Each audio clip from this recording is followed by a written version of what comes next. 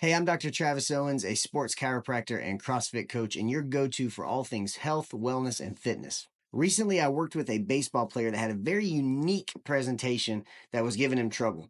The way he described it was that his throw from home back to the pitcher felt like he was glitching. And when we saw video of it, it's exactly what it looked like. Now, this was different than a throwdown that he would do to second base or first base or third base. All of those were fine. It was specifically a glitch feeling, as he described it, when he was throwing the ball back to the pitcher. As we were talking through his mechanics and talking through how this thing kind of came about, one thing we noticed was the biggest difference on these particular throwbacks was that he would do them from both knees. When he would throw all the way to second or throw for a pickoff, he would either stay on one knee or he would stand up and throw from a standing position. So he had some video and actually showed me, and he was right. It looked like a glitch.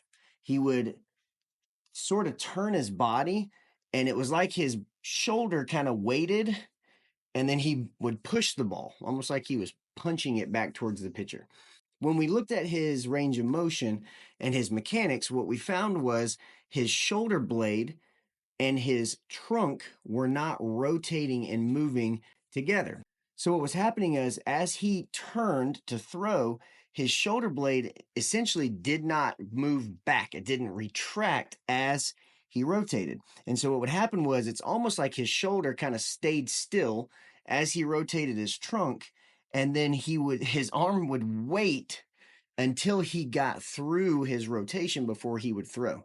The other thing we noticed was that his hip on that right side was kicking out sideways instead of being able to rotate with his upper body.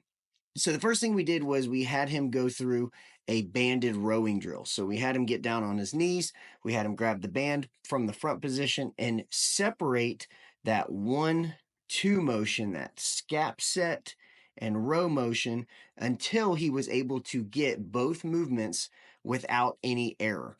Then once we were able to find that, we pieced that together into a fluid shoulder blade to arm row.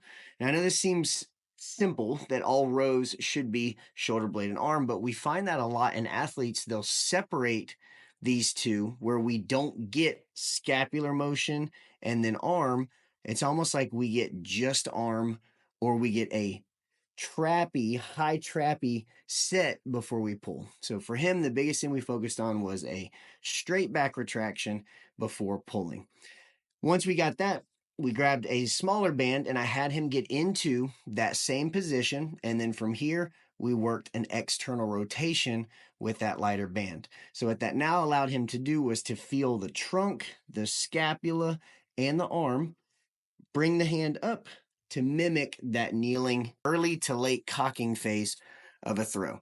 Once all of that was taken care of, we went to our final drill with him, which is an old school towel whip drill. While holding a lacrosse ball with a towel on it, he would start in that preloaded position that we had just worked to and would work through his throwing mechanics of following through without the glitch. After a few rounds of working these different parts, the rowing, the row to external, and then allowing him to actually throw with the towel and lacrosse ball, we smoothed out the trunk to hand movements that we want to see for his throwdowns. And we actually had him retest throwing from that kneeling position, and it completely cleaned up all of his mechanics.